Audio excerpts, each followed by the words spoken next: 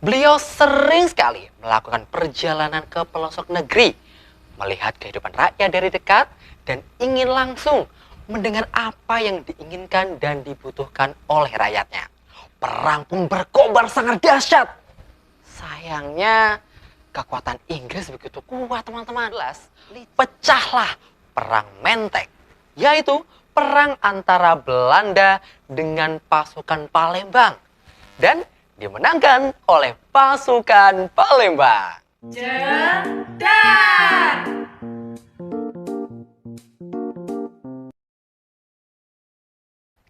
Assalamualaikum sahabat literasi, kembali lagi di Jedar, cerita anak dalam jaringan.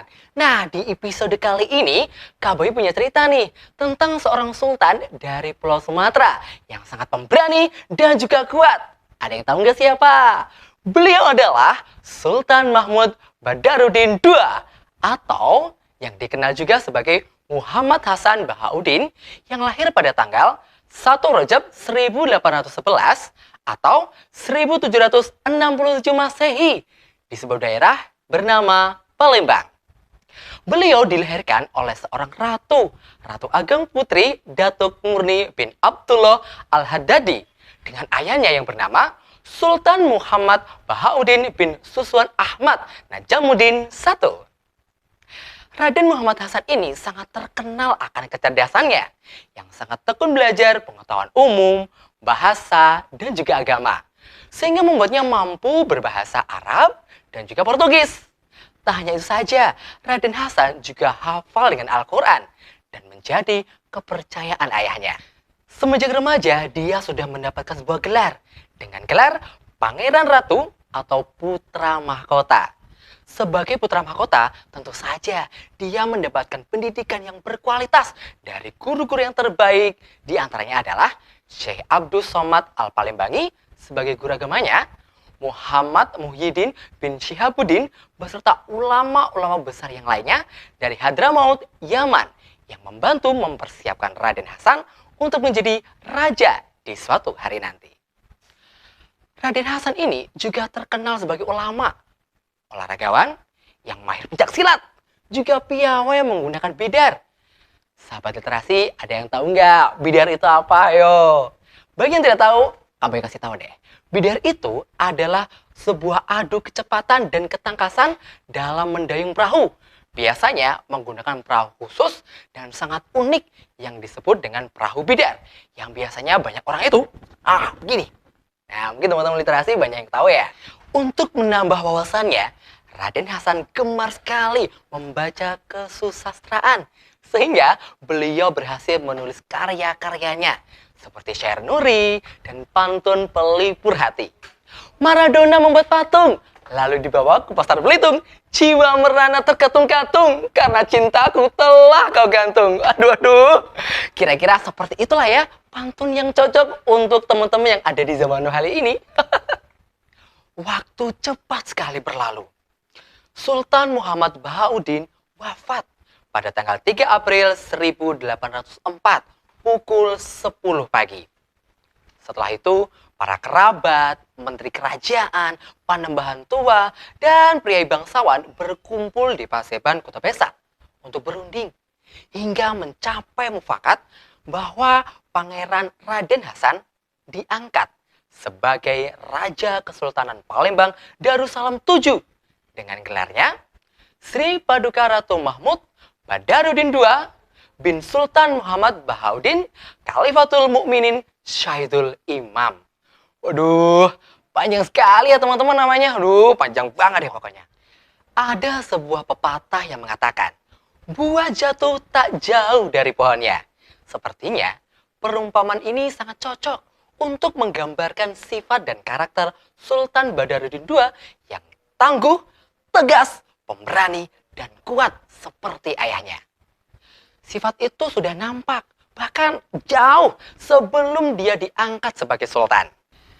Pada masa kepemimpinannya, beliau melarang adanya campur tangan bangsa lain dalam urusan pemerintahannya.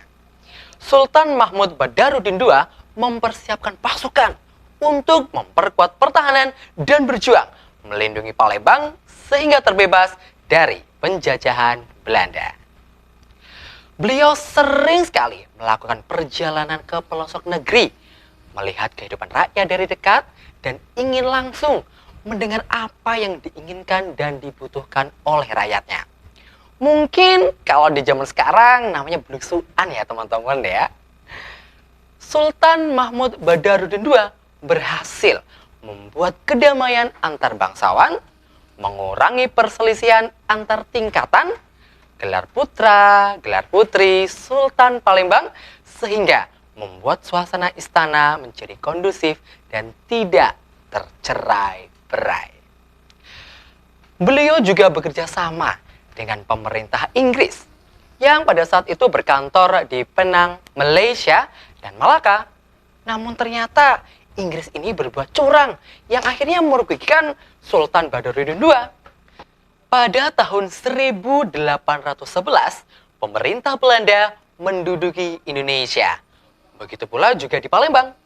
Saat itu, Gubernur Jenderal Stamford Raffles lah sebagai pemimpin pemerintahan Inggris yang berkedudukan di Malaka, sedang menjalin hubungan dengan Sultan Mahmud Badarudin II. Pada awalnya baik-baik saja, namun setelah itu kejatuhan Inggris dan kemenangan Belanda membuat hubungan mereka semakin memburuk. Saat itu, Jenderal Raffles membujuk Sultan Badarudin II untuk mengusir Belanda dari Palembang. Tapi Kesultanan Palembang tidak ingin ikut campur dengan masalah antara Belanda dan juga Inggris, karena kesultanan ingin bekerja sama dengan kedua negara tersebut. Jenderal Raffles ini tidak patah semangat.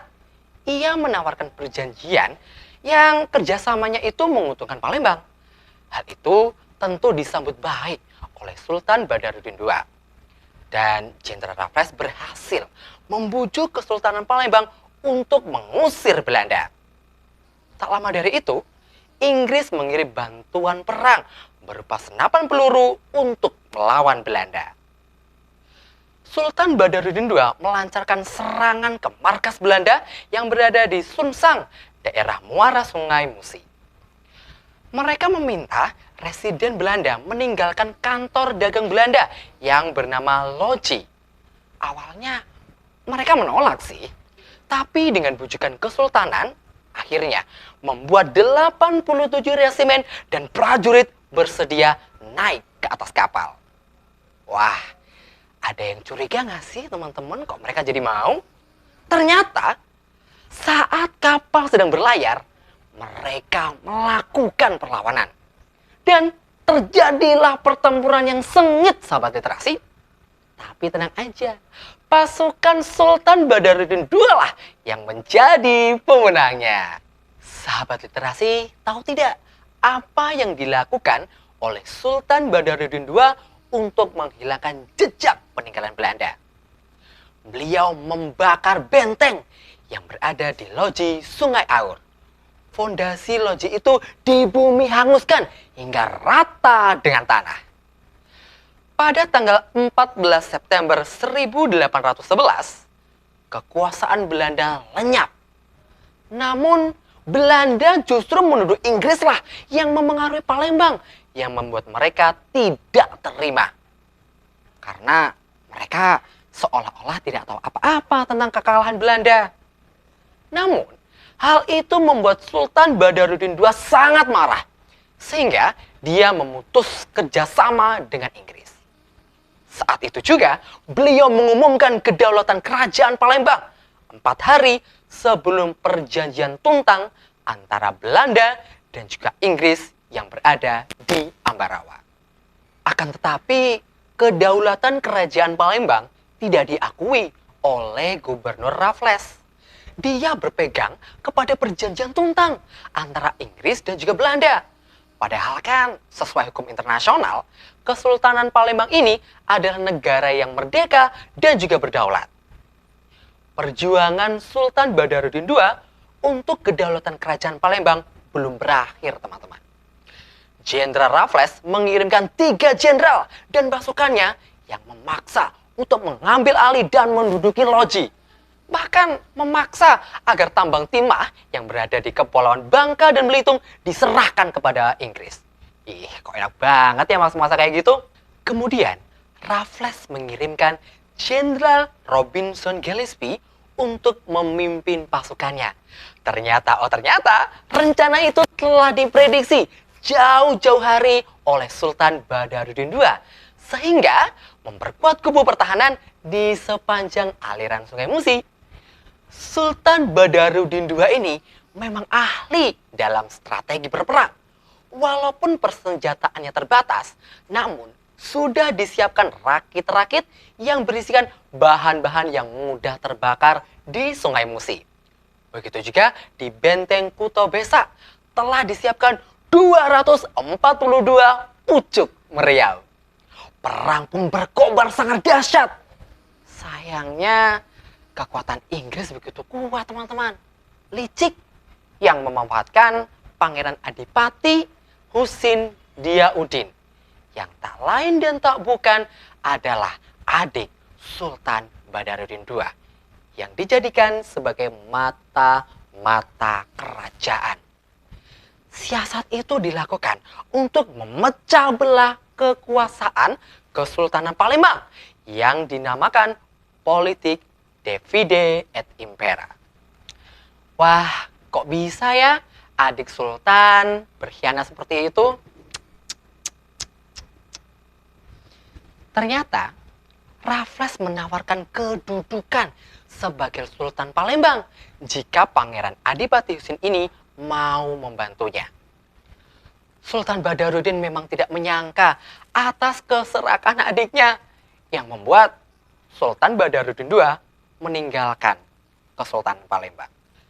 Kekalahan ini dimanfaatkan oleh pasukan Inggris untuk mengambil alih kesultanan. Sesuai dengan tawaran dari Raffles, Pangeran Adipati Husin akhirnya diangkat sebagai Sultan Palembang yang bergelar Sultan Ahmad Najamuddin II. Kelicikan Raffles ini tidak berhenti sampai di situ ternyata.